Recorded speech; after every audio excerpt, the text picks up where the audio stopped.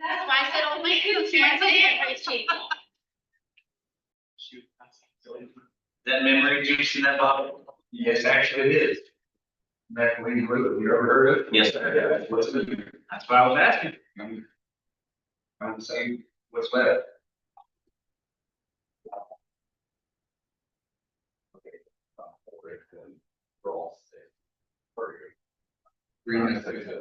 Sir, I think actually, Oh, my God. yeah. You said that. I'm going to bring this one. That's the perfect way to go. I guess. What do you call Too late now. I would like to offer her 50 floor. So. It's not like I shouldn't take it on. I can't promise freshness. There's no freshness here until we start that. Also, I didn't know that these were like baby food things, treats, when I bought them. So there we go. That's what I got, you guys. Okay. Let's see. It's 11:05. How is everybody? Wonderful. Happy Tuesday. Let's start with bucket fill.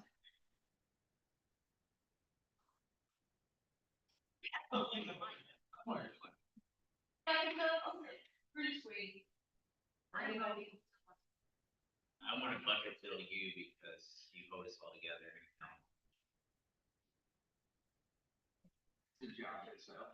Absolutely. Like herding cats that are on the phone. I was excited to see Jenna yesterday and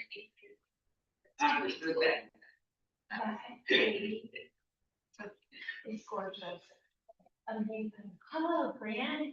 Great to see you. I love it. Other bucket fill? Brian will call me back. Who? Brian? Who returned phone calls? What days? He never called me back. It's been a week. Well done. Okay, we're working on voicemail situation. No, he answered and said, I'll call you back. Oh, I love that. Oh, okay. Okay, perfect. I called her back 3 times. She wouldn't call me back. She said, what's up? Other bucket fills? She was. We just gonna start this crap right out here. Yeah. Oh, that was good. Would you? Okay, let's dig in. I think we've got a broker moment here first today. I love it. I know. You sure did. Okay. Yeah, Ange. The hot topic of the month and the year is mutual releases due to home inspections. So, if all else, I say, read the contract and explain. So, I just highlighted some highlights of the mutual releases. And so basically, like our team, in the last month, we had 5 or 6 or 10 mutual releases due to, home inspections. So in the contract, it states home defect, even gives a definition of what a home defect is. And then, so in this section where it talks about all the things, you need to just read some things. So basically inspection response requirements. So obviously if you don't respond in the time frame that allowed, then the buyer is accepting the property. And section E, if a defect is identified, a defect of the property, the buyer must first provide the inspection report or relevant pages of the report to the seller and give the seller the opportunity to redeem those defects. So, and then here talks about what is a defect. A defect means the condition that would be significantly adverse effect on the value of the property. So meaning safety hazards and home defects. So typically roof, HVAC, furnace, structure, foundation, things like that. So not window screens. So that was my mutual release with window screens.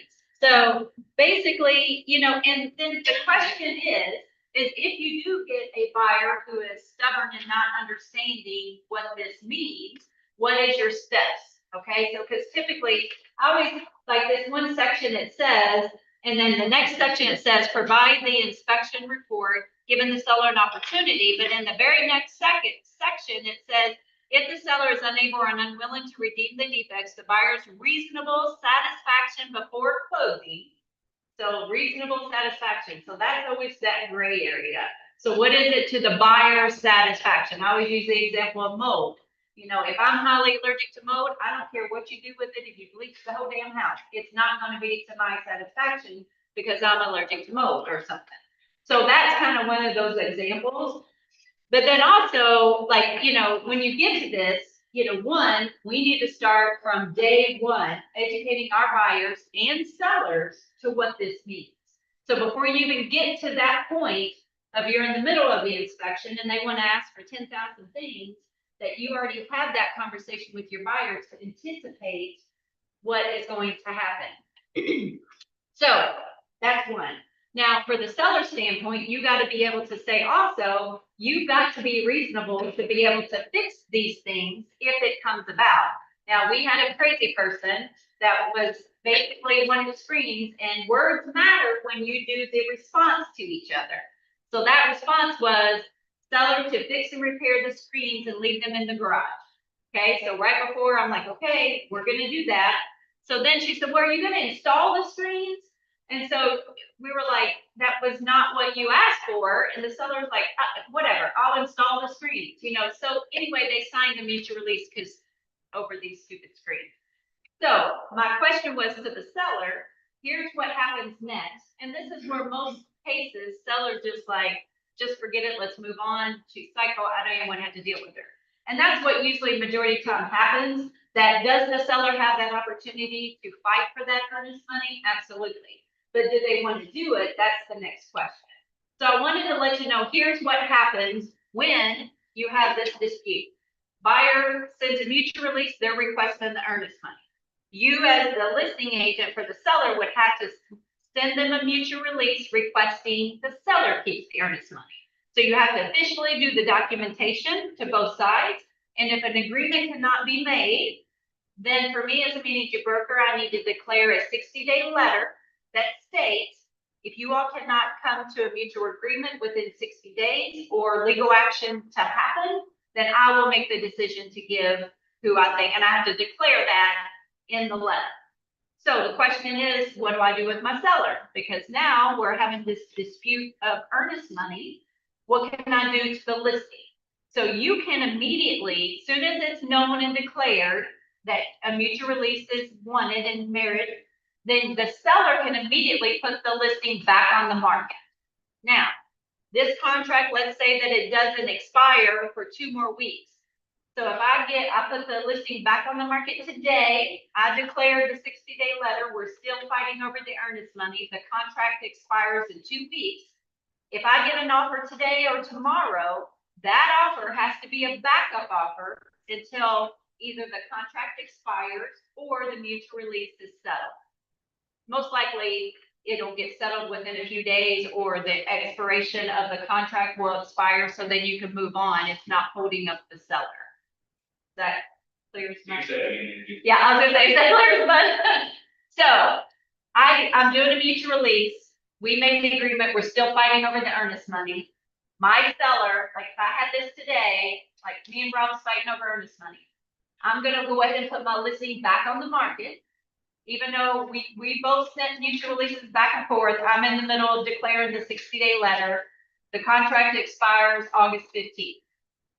Buffy comes up today, like, oh my gosh, this house is back on the market. I'm gonna write an offer.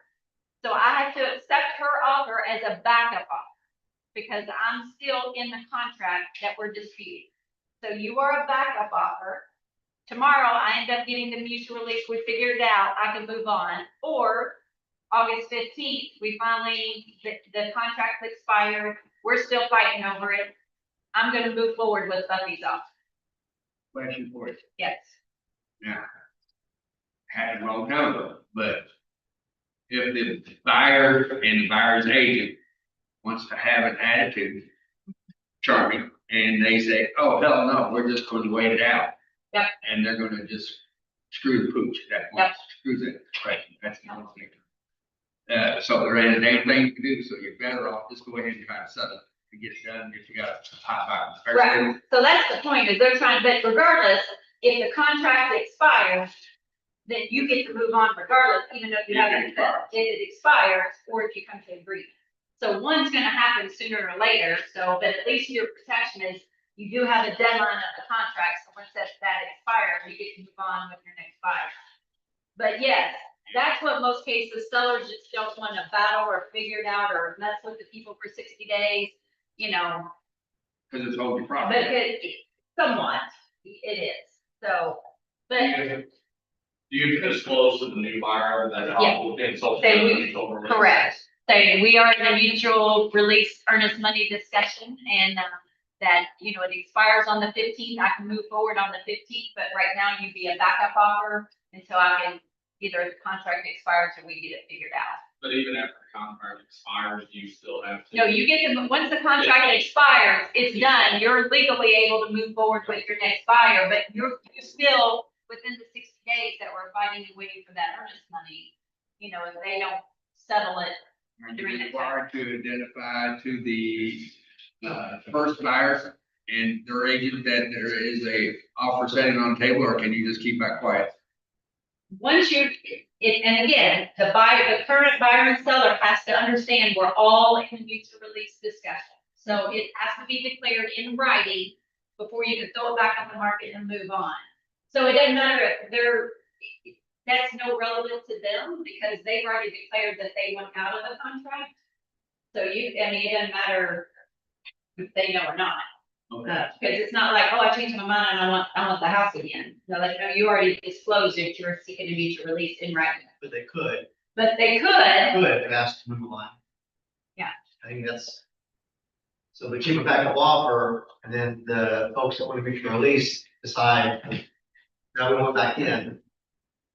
The seller then can decide, well, actually, no, we're done with you because I have a backup. Yeah, offer. right. Like, so, and that's happened before where, and again, a lot of people don't understand this because I had an agent one time like, oh, I guess you're, you know, I haven't got your signed mutual release that you're gonna give the buyer back the earnest money because I see you already put it back on the property.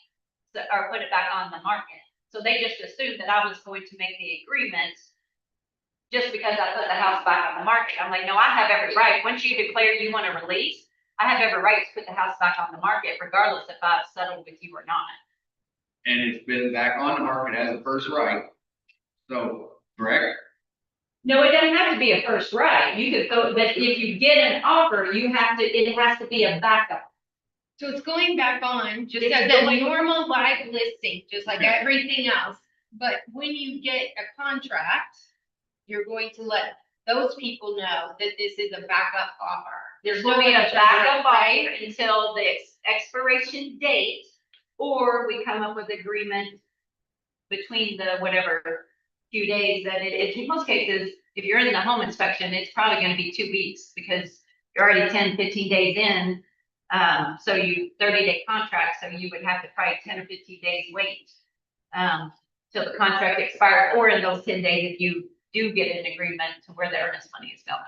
Angie, when do you think agents should be setting the expectation around inspections and what that looks like? That would be a buyer's consultation I love that that answer. you meet first day one. We just talked about this with our team, but you know, they don't know. Buyers don't know the process. Sellers don't know the process. I haven't sold a house in 10 years, you know, so we have to explain the whole process. And sometimes we hesitate because we don't want to overwhelm somebody. But the same token, you got to set the expectations with that buyer to know, like, hey, here's a roundabout what's going to happen. This is what we do next. You know, I will follow you through the steps, but here's the whole process.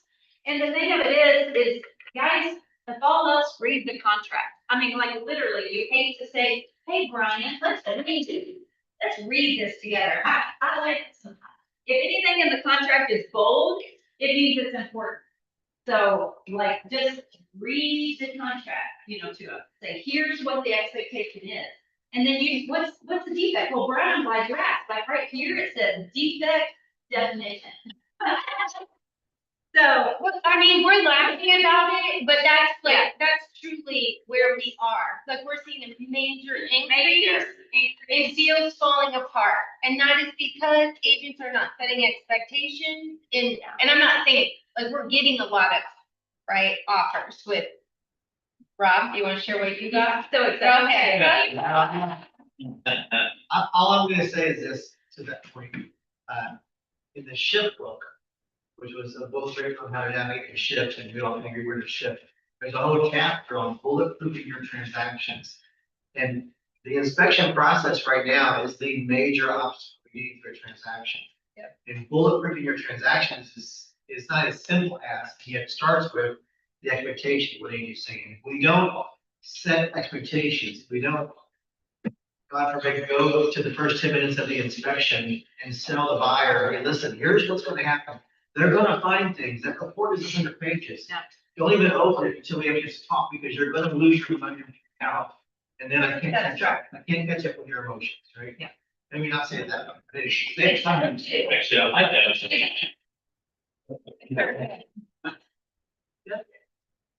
Because if you don't, then you're facing a 25 to 30% fallout rate, which is the national average right now. That's not acceptable.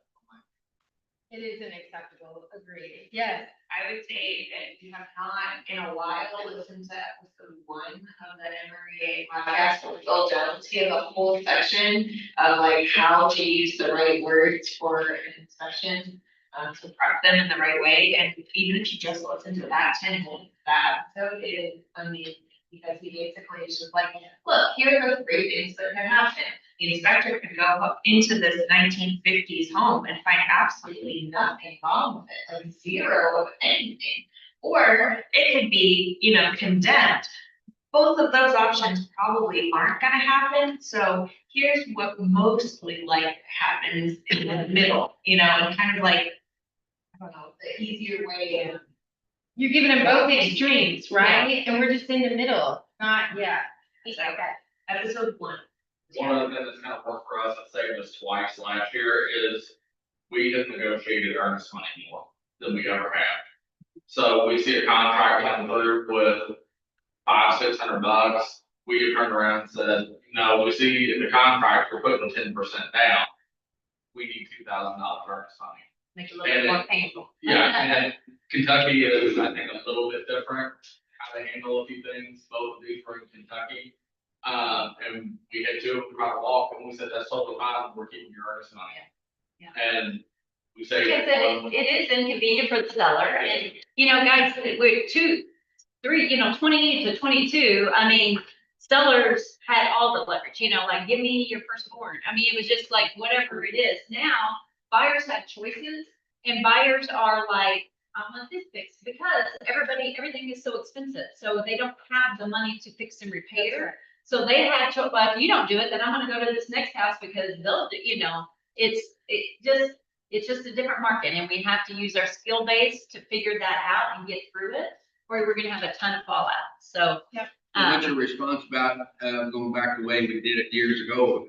Hey, let's go ahead and get an inspection up front.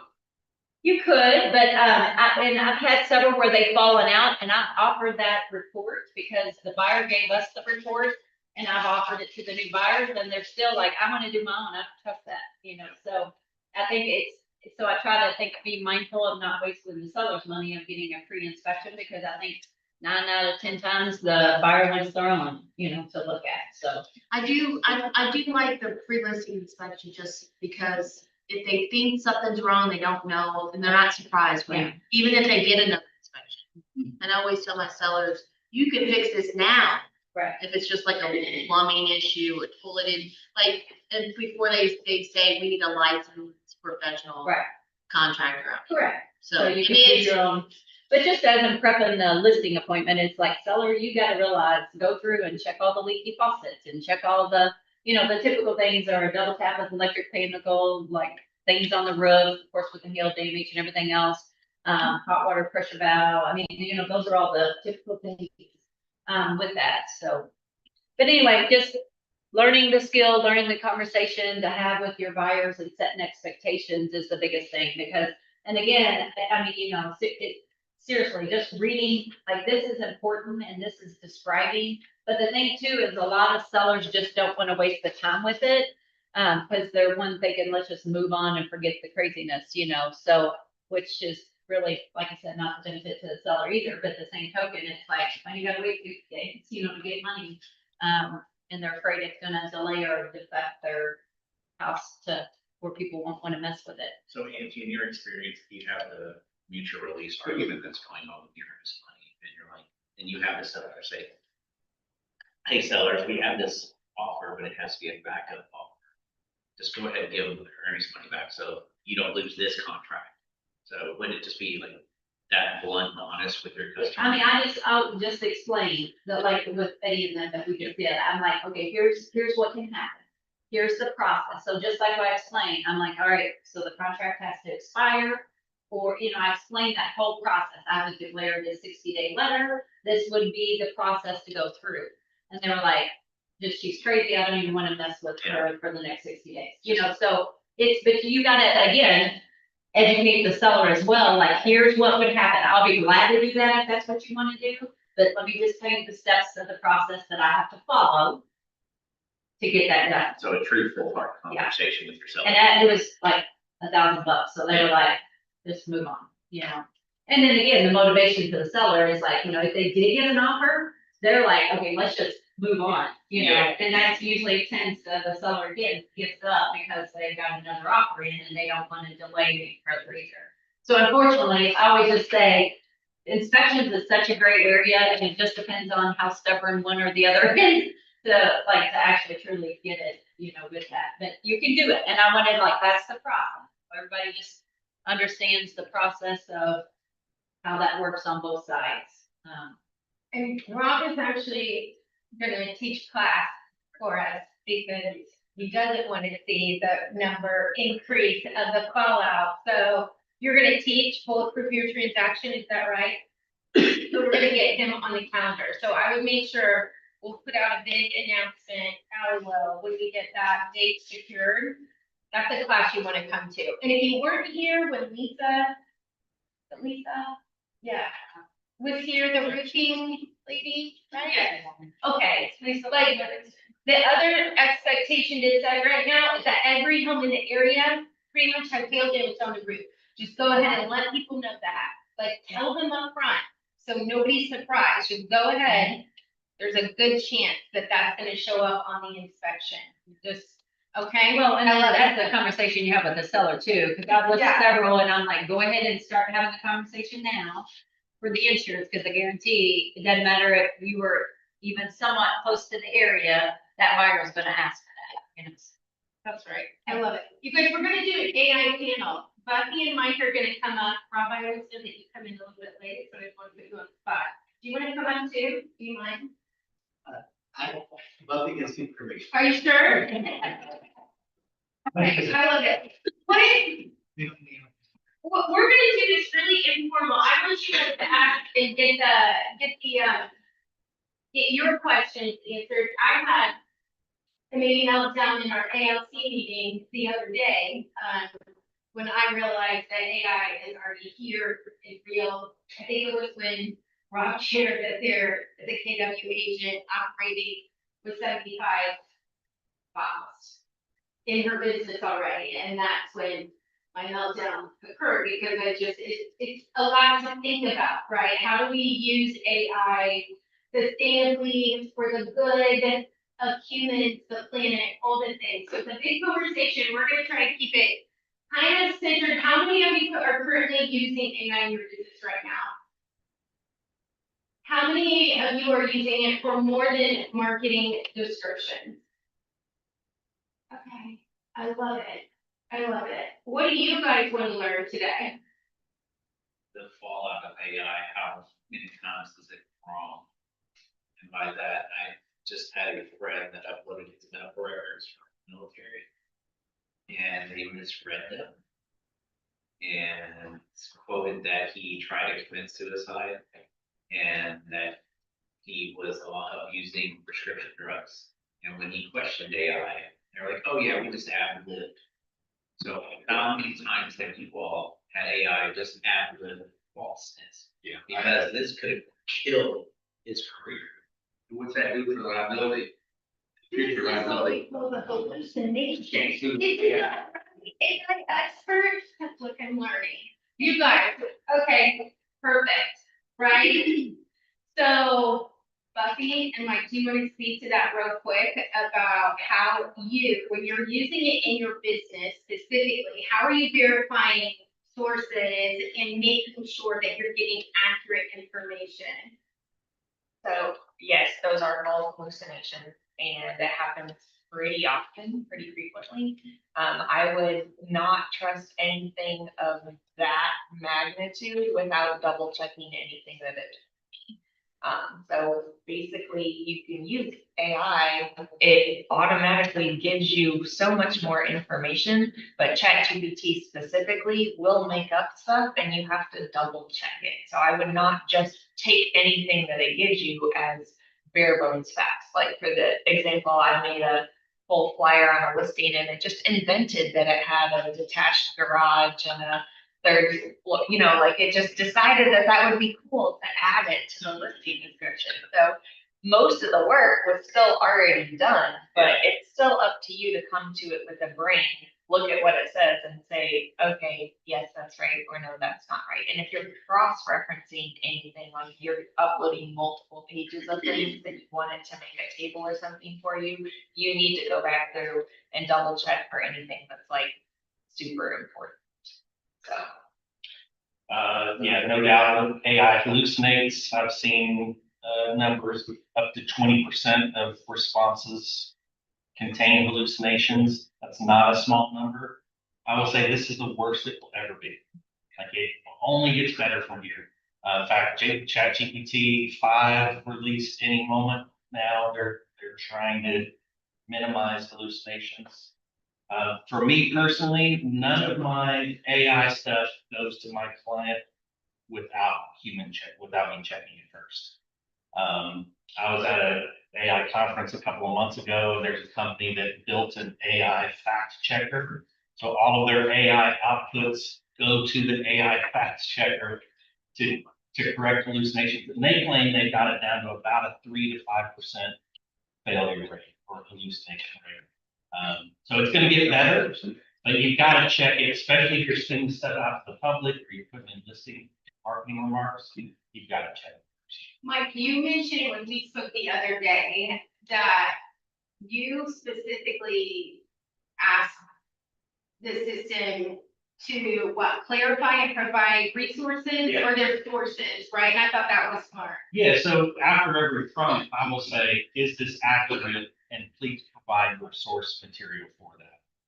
So that's a one way, just write on the fly where you can fact check it. And a lot of times it'll say, yeah, I just made that up.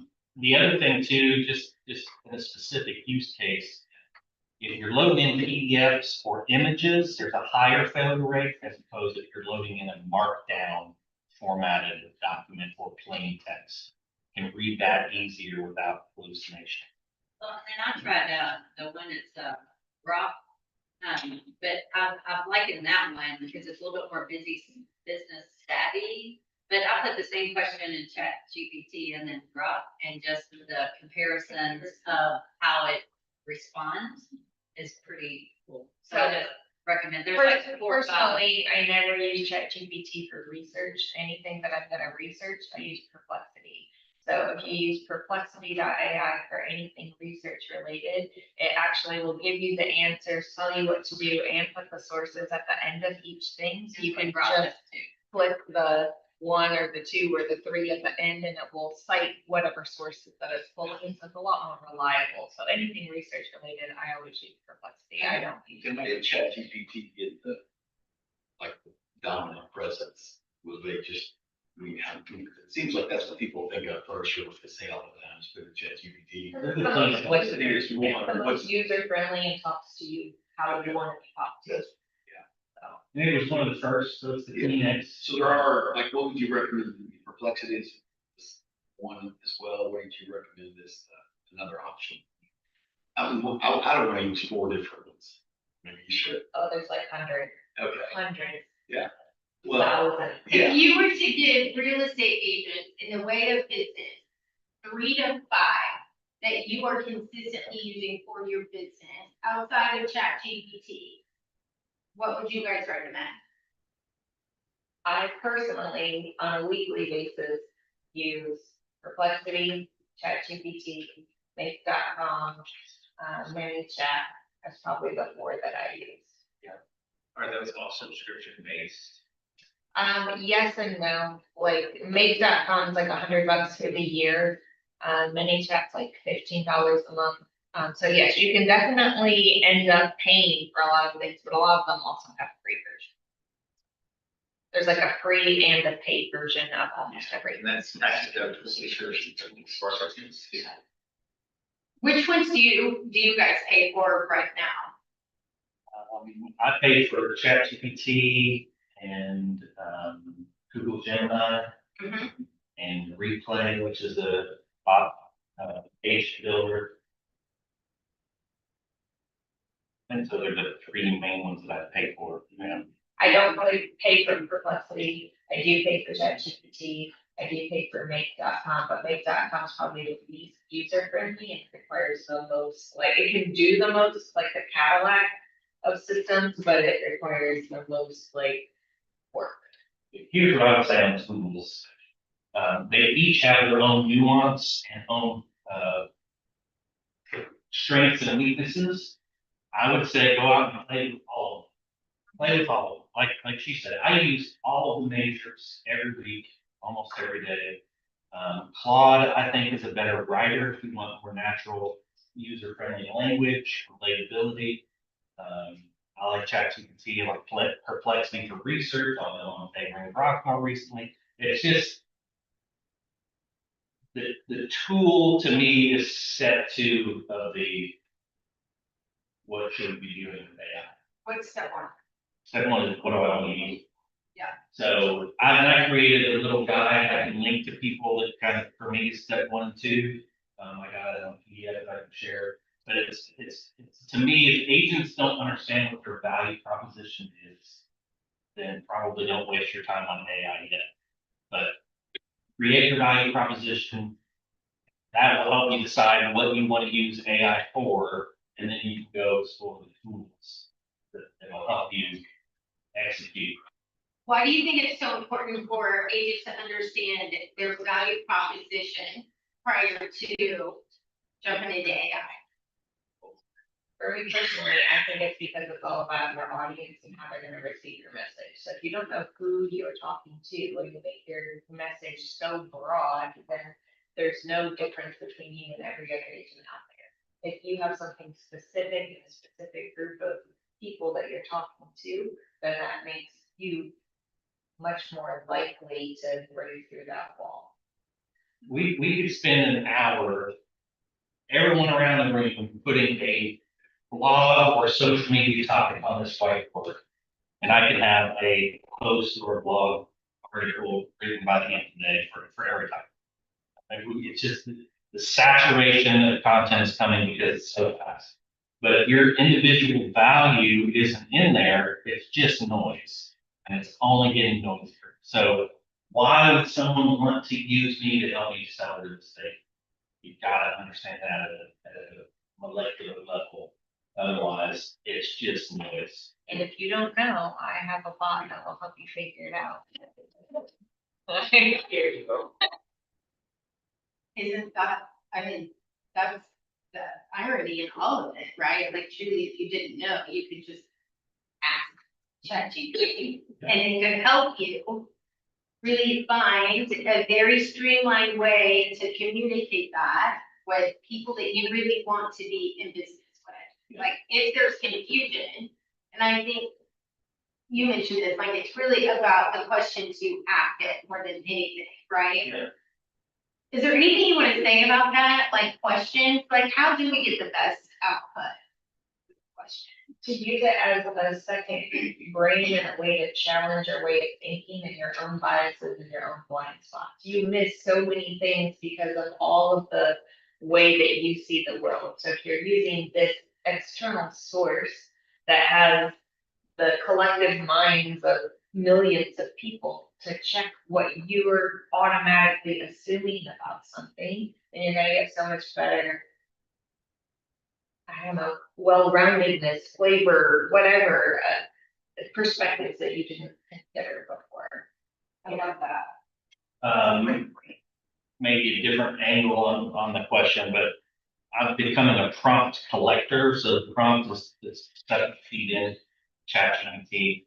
So I have one prompt that's kind of a general structure, is you are an expert at Southern Indian, or expert in real estate marketing, who specializes in one like, when you give them a scenario, I want you to write a blog about how to handle home inspections as the home seller. And then the kind of the key that's really changed things for me is at the end of that, I would put ask any clarifying questions before proceeding. So then ChatGPT or whoever will come back and say, here's 5 things I need you to clarify before we move on. And a lot of times it's like, I don't really think about that. And then it'll say 1, 2, 3, 4, 5. We need to clarify questions. And then you say 1, yes, I want you to clarify. I want you to respond to that. 2, no, I want you to think more about this. And the outputs become so much greater. If I'm using a blog post, how to write a blog post, I'll use Hemingway rules. I learned about that recently. So Hemingway was a very concise writer, so the output becomes a lot easier to read, user-friendly. So start using those in almost, Buffy probably has a package of prompts she could sell you. I have a prompting pro. Yeah, I have a bot that prompts, so then I can put in what I need it to do, and it'll spit out a half-page prompt.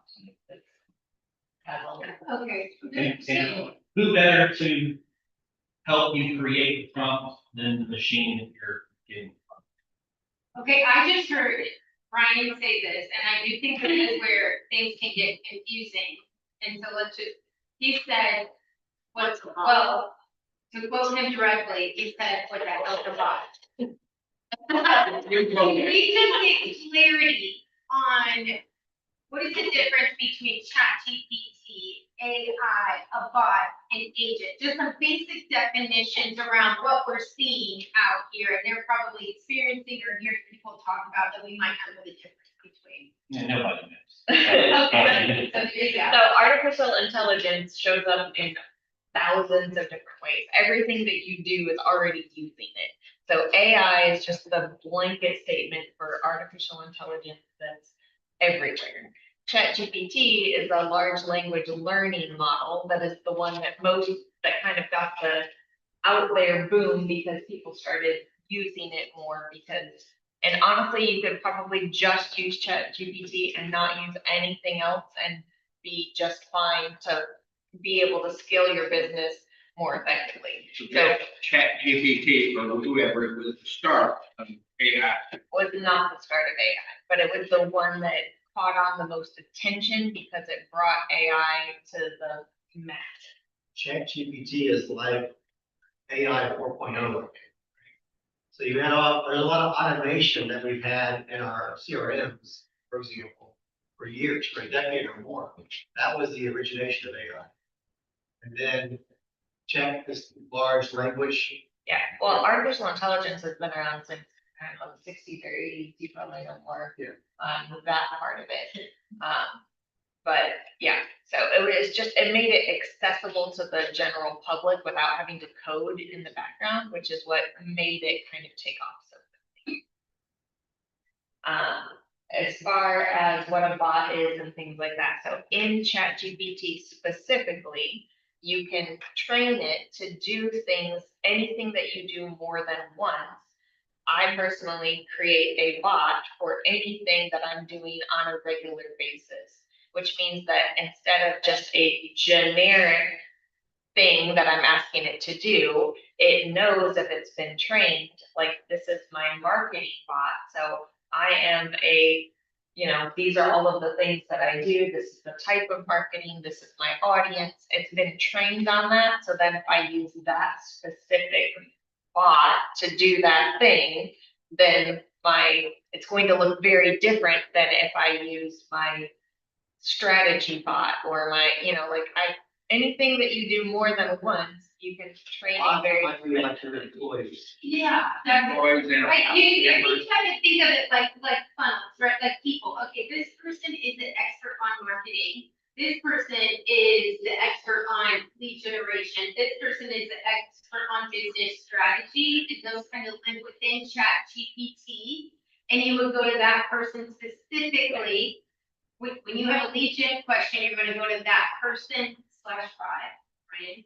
Okay, is that right? Am I understanding it Yeah. correctly? Okay, because I'm on elementary level learning with you, right? That's right, like when I have a high need personality. Yep. So I let them know that, so when I'm doing research, like, I don't need 16 paragraphs, I need 3 bullet points. Oh, okay. So teaching it how to like work with me, so I can not be able to. Load your disc profile, your KPA into it. It'll learn you passionate to know you better than you know yourself. Yeah, I'm also high D, so it gives me all the things and then. Then it gives me the TLDR and Maria at the bottom. He just announced his retirement. And I was thinking it was a great time, like the Golden Handcuff book, right? Have you ever read the book, The Golden Handcuff? I think older agents are gonna be getting out of this, because it feels overwhelming, and yet, oh. Building cuss. I really thought that was the name of it, though. Building. Like you're eating up too distant, like you can't. Okay, that makes more sense, though. I was thinking either one of those. I think my title's more fun. Personally, yeah, you can get some book sales from that just based on the title alone. Okay, but you guys have like started studying, understanding AI with, like, how long have you really been into it? I don't know, 18 months. Okay, you've been in it for a It minute. hasn't been around very long. But yeah, I mean, for a minute, 18 months or so. Okay, and what about you, Bucky? So my very first kind of introduction to it, Rob, I had to facilitate an early adopters panel. So I facilitated an early adopters panel of AI from a McDonald's in the middle of the desert. Where were we We're going? on the way to in reunion last year, 2020. So Yeah. that was like my first introduction to it was when we were in Anaheim on the way and I stopped at a McDonald's in the middle of the desert to facilitate a Zoom panel of In California, yes, who wanted to know about it. in the middle, they turned music way loud, the restaurant, that was fun. I was doing motion posters on the other side. So then after that, I've just been kind of following what's been happening, but I've only been like using it heavily since March or April. So less than 6 months have I been like using it heavily and I've built a lot of things in just a few months. And this is what I really want the agency here is that I've had kind of one-on-one conversations with both of you, and what I heard both of you say was that you're not too late. Like, nobody's too late to the game. And Mike, you specifically said, what's true today will probably be different 90 days from now, right? Like, that's how quickly it's moving. So how, if you're not using it, what do you suggest? Like, just jump in? I would start with something simple like ChatGPT. I would train it with go to the corner and train it with who you are, so it knows who you are and what you're trying to do, and at least just start there. And ask it to say, hey, I'm a real estate agent. How can you help me in my business? I don't even know what you can do. And it will tell you all of the things in the way that it can help. Well, you can probably explain all the things we're talking about. Yes, And did you have questions? I'm just curious about level 2. Yeah. Slightly, maybe more experience, but the bots move, but can you move the train bot to perplexity, or does it stay within the chat? The bots that I built are just within ChatGPT, but like I do have make.com scenarios, which I showed Missy yesterday. My mind was blown. That like I can type design trends of 2025 into a Google sheet. It can then send it to Perplexity. It'll search all the things about it in Perplexity. It'll send me an email summary. Then it will go to ChatGPT, write a blog post, send it to LinkedIn, go to ChatGPT, create an image, post it on Facebook, and then post one on Instagram. And that's because of your bot. That's because of the scenario that I built in a different artificial platform. But the bots are mainly that I use within ChatGPT, and I share those with several people, and you can use any of them that you want. So I think Rob and my team use some of them fairly often. I can send you the prompting pro, and you can see if you like that one. So one prompt creates a result that gets sent to Gmail, and the reason you had it sent to Gmail was because why? Cause I wanted to see what it was finding first as a hallucination. You didn't want to just blast all your social media, right, with a hallucination, and maybe say something like, supposed to get cut instead of supposed to get off, or whatever, right? Like, you don't wanna put that out there. So you're doing checks and balances, but you're automating those things. What do you think agents right now could automate that maybe they haven't considered that you guys are already doing? Anything and everything. Like, it is literally possible to automate anything. And that's why I think it's so critical to say, what do I want it to talk? So again, for me, what should agents do who aren't using it? Start by determining your value proposition, spend some time on that. As a solo agent, here's my workflow. Okay, I do marketing and client outreach and social media, and then I get busy, and then I take care of my clients and I forget about that stuff. And then I finish out clients, and then I go, it's a cycle, right? So how can I do both? Well, you can create automations to help you with the social media and the marketing and the outreach. Like any of those things that she said you do more than once can be automated. That's not necessarily where I would start. I would start, again, kind of nailing down what you wanted to accomplish and going out with your tools. The good thing is like CRMs, they're all folding AI into their program. So HubSpot, I'm going to HubSpot conference in September. 2 years ago, if we look at the agenda, it was all about SEO and how to create blogs. And now it's like 80% of the breakout sessions are how to use AI. Like in the span of less than 2 years, we've gone from no AI to almost all AI. It seems to have hit faster than the experts were actually predicting. Like I've been listening to a lot, and it seems like they expected, like where we are today, they expected this to be like in 2027, but it seems to be moving way faster than they even predicted. Is that? I think Google and some of that, like, it's realizing that it's gonna have to change because SEO isn't even gonna be Yeah, a thing it's not. anymore, because like, I'm discoverable now on ChatGPT. So by the content and stuff that you are creating and interacting with on the AI platforms, that's how you're gonna be discovered in the future. It's not by Google I mean, right now it's still by Google, but probably not for much longer. The other thing I'll add is jumping into these programs and playing around is great. If you want to shorten your learning curve, find some experts that you can just lock into. So there are YouTube channels, podcasts, email newsletters, masterminds. Mike, about people. We will pitch that at the end. Which might use a great list of resources. If they were only going to listen to one or two people or read one or two newsletters, what would you recommend? I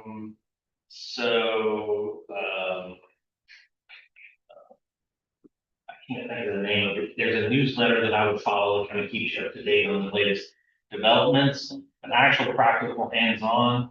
Tom Ferry and Jason Pantana, they have a mastermind where they do weekly sessions where they're training on specific tools and use cases.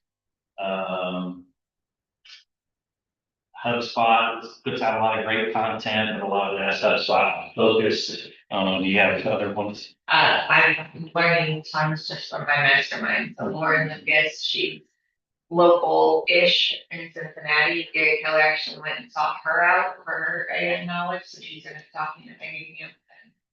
So I'm just lucky to have her in my friend group and be able to like talk with her, but that's where I've really made my big strides in the last 6 months, is just having that high level mastermind group where we're building things together, because there's only like 8 of us, and so we can actually all come and do working things together as we're in real life working it out. And that's why I say nail down what you want to accomplish, because you've got shiny object. I mean, it moves so fast and everything's the next best thing. But if we really want to progress quickly, got to lock arms with a group of people building the same things and just, you know. I don't know how that can- Yeah, go ahead. Questions, I think it was done. Oh, what is benefits of the free ChatGPT and the paid? Like, I would 100% fork over the $20 a month as fast as possible. The main benefit is you can create the bots, you can use the custom GPTs, and it has a long memory life. So and with the free version, you just run out, you can only ask it so many questions and then it's gonna forget or run out or not be able to remember your train of thought. With the paid version, you never have to worry about it. Like I've been tracking hormonal weight loss things for over 30 days now, and I never have to like worry about, is it gonna forget my medical history and all the other things? So it just keeps going forever now. I would nuance that a little bit. I would spend a little bit of time with the free version of ChatGPT, Claude, and maybe Google Gemini before I put money out, but I wouldn't wait very long to make a quick decision. Has anybody addressed, I'm sorry, go ahead, you had a question first. I might as well ask before anyone steals my questions. Okay, Okay, so did you ask ChatGPT what questions to ask? So heard you say you built things with an AI. What are those things and does it build out systems? Yes, I have a system and SOP bot too, so you can create a whole, standard operating procedure manual for how to do anything that you need to train someone else on. I built training, I have recruiter Rick and trainer Tim and all of my different systemization things. So, yes. And then I have one other question for marketing purposes. I know you said that you do a lot of marketing.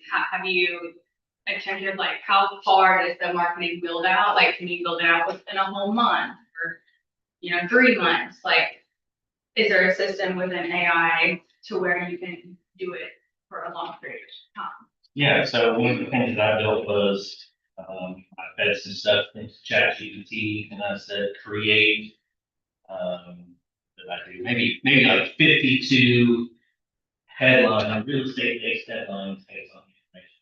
So I'll feed it like top blogs, things like that. So it'll generate 52 headlines, throw those in the spreadsheet, go to your bot builder and say, grab headline number 1, write a blog post about that.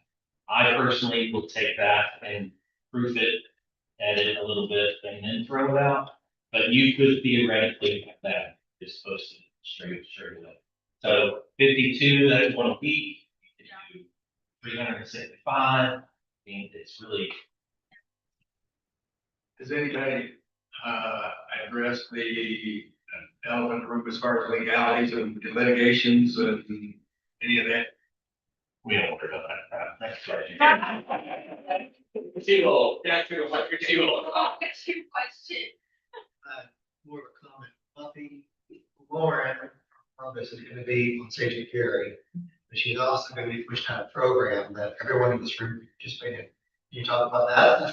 So that's the mastermind. Everybody's going to make a difference, who's not, I don't want people to miss it. So that's the mastermind group that I am in and I have done a ton. So after you go to Mega Camper, if you happen to catch that and you are interested, then please sign up with my referral link because then that actually benefits me. I love it. Win-win. So I have that referral link. It's like a 12-month program that Lauren is gonna take people through. To essentially show people what she's done. And how Yeah, so we were her early adopter. You want your hand.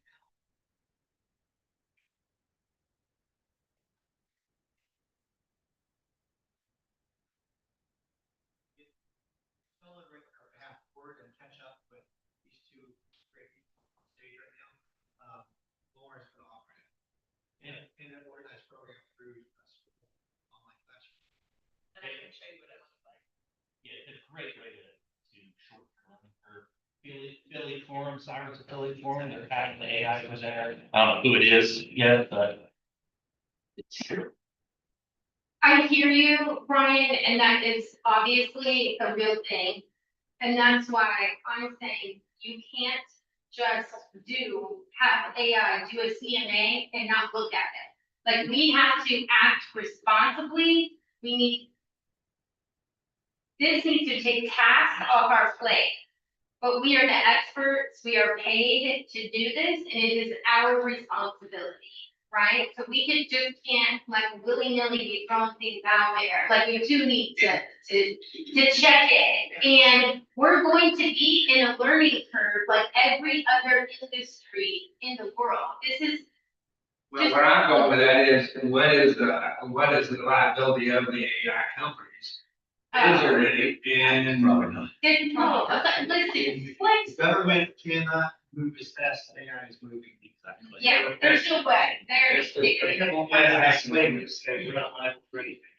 One, just, I'm not by far anywhere, I mean, I've dabbled in ChatGPT, and when you come to a class, I went to Mo's class, bulletproof your database, and I just hit record on ChatGPT, and it gave me all the bullet points, did all my notes for me, so I wasn't like scrambling. So even if you're not using it for marketing, just like, okay, I'll lose these notes again, I just hit record and it just dissected.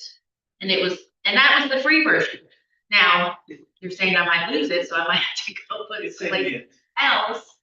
Also, I don't know if anybody knows the Syra affiliate forum. It's all about AI on August 21st. Yeah, that's exactly right. It's So, saying it's research probably 50 contractors, builders, and, I asked ChatGPT, can you give me all the email addresses of these companies and people?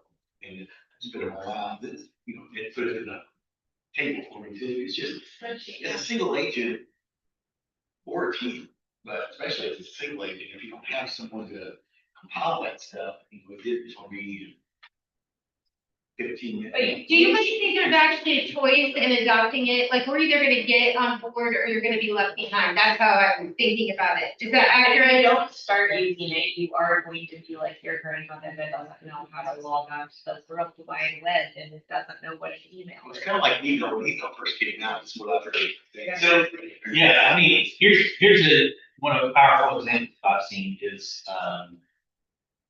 like right now, we have the drip campaigns and it's all, everybody in your database is getting the same basic message, right? There's a company out there that's doing one-to-one. So you have 1,000 people in your database.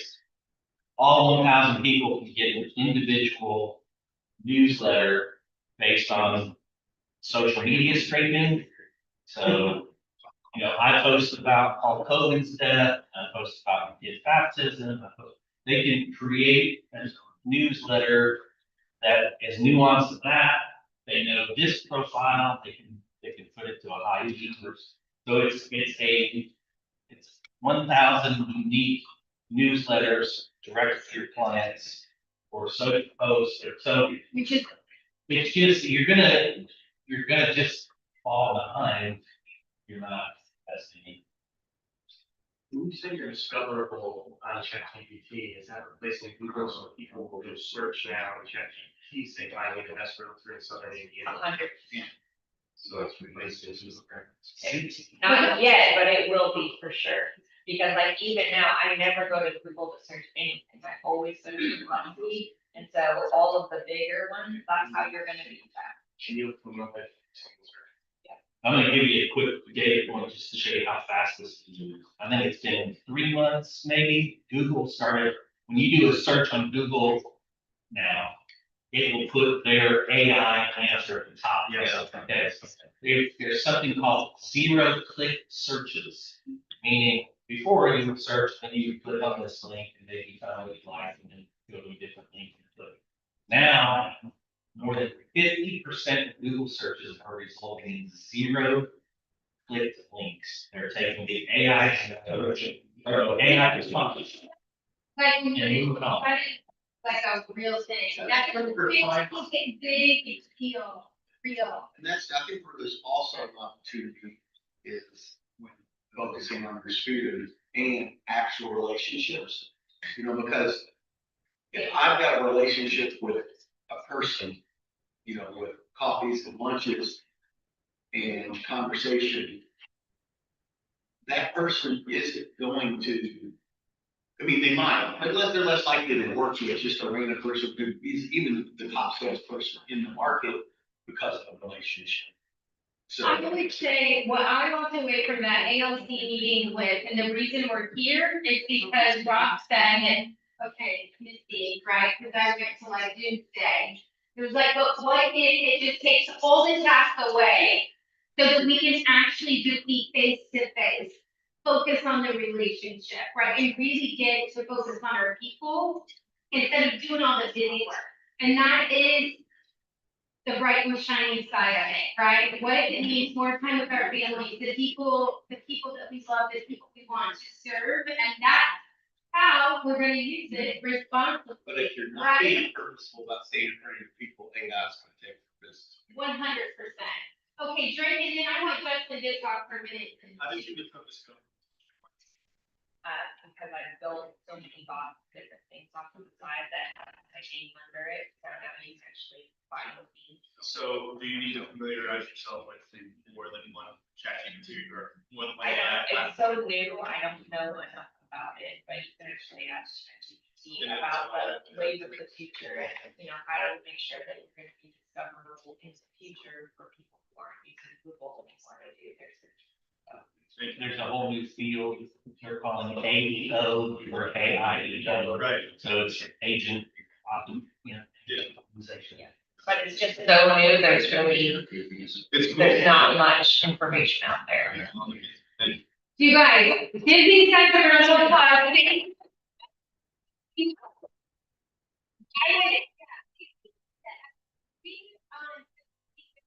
In this meeting,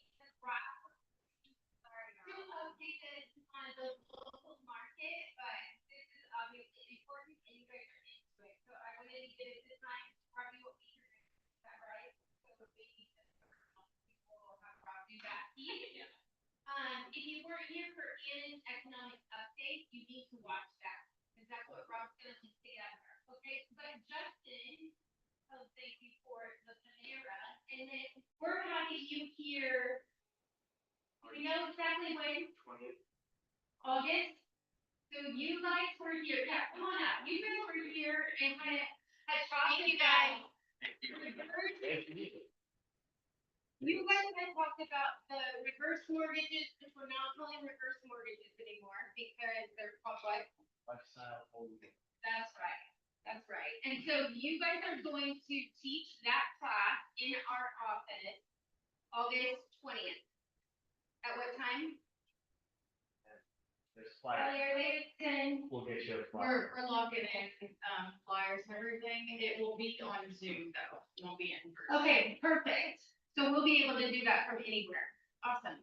Any other updates that you have for us or anything we need to know about? Yeah, real quick, just a couple program updates. Keller Home Loans is now through lend through IHCDA, that's the Indiana Down Payment Assistance Program, where it doesn't have to be a first time home buyer, but it's generally known to be a good first time home buyer program, where the state will lend or gift, it's not a gift, it is paybackable, payable back once they refinance or sell the home, but they can get up to 6% for down payment and closing costs through the program. Is there a value, price point on the home? No. I'm 99% sure. I don't, you talking about millions, I mean, the max price point is gonna be your max FHA loan amount or max conventional loan amount. It's not gonna be any different. And is it paid back gradually as they pay their mortgage and it's, or is it just at the end of the mortgage? It's, if they stay in the home 30 years, it's paid back at the end, but otherwise when they sell or refinance, that's when it comes due. So, and to answer, dig a little deeper into your question, if you're buying a $600,000 home, your income is sufficient enough to where you probably don't qualify. Okay. So there's no max loan amount, but you're gonna disqualify at some point. Yeah. Over certain. So that's one program if you're interested in, I can send you just some highlights that goes over what it's about. Happy to send that out. And call me with any questions. Other program, which I've been at this 26 years now, I always hesitate when these programs come and go, but we have an investor now that will close FHA guidelines. The true FHA guidelines will allow buyers to purchase with a 520 credit score. Most lenders have that off at 600, 580, somewhere around there. We will now go to 520. I will caution you, if you do have customers with lower credit score that haven't been approved, let me talk to them, let me take a look. The restrictions get more and more the lower you go on credit. Meaning, you have a 530 credit score, you can't put down just 3.5% that everyone else can with FHA. You have to put down 10%. Most of the time you use FHA is someone has lower income and their debt to income ratio is high, 50-55%, if that makes sense. If you have a 530 credit score, that debt ratio limit's going to be at 41%. So just keep that in mind. Happy to look at them. And those folks that have the 530 credit score typically don't have 10% of the down, typically don't have a lot of income, but there are some that do. They can get gifts from Ken. So the lower you go, the gift becomes not okay, not eligible. They have to have their own money. But 560, 580, yeah, they can still get it. So there's nuances, and I don't want to overwhelm you with all the details, but again, if you have some clients that haven't been approved in the past, happy to take a look at it and see if we can get them approved. And just, I'll throw the asterisk out there. These are tougher loans to get through. Just because they may, on paper, 530 with 10% down, they may have that. Through the underwriting process, they might discover, oh, this issue, can't even think of one right now. But they're just, keep that in mind, tougher loans to close, and if you're willing to take some chances, you can get some loans, borrowers that didn't qualify before, qualified it into a home. So that's what I'm excited about, more buyers. That's Yeah, awesome. Any other questions? All right. I'm gonna give out one Yeah. for the Agent Plus, because I don't know if anyone's in their process now. This is where you get your license and can start generating income from the business you're already doing. I'm putting a plug out there now because as rates come down, refinances are becoming more prevalent. If you have a database, use AI, co-brand a message to your clients that purchased homes in the last 3 years that have 7 to 8% rates, and we can now put them in the mid sixes, 6.125 was a rate I locked recently. So it's worth it in 1 email, 2 emails to send out, AI generated, and you can get 10 loans by that. Generate a lot more of you. I love it. I love it. Thank you. Okay, guys, I know we're over. Thank you for everything. Thank you for coming, Buffy, Mike. Thank you, Rob. We're gonna get back to you. I'm so sorry, but thank you for being here. All right, let's have an amazing week, Steve. Well, see, ultimately, Shocker, Gabby. That's a shocker. back off numbers, we had $320,000. Yeah, I mean, you can upload a link like right now. Here's the plumbing, what it would take you from an inquiry. And we'll reach over and pull up the. Yeah, so it's really just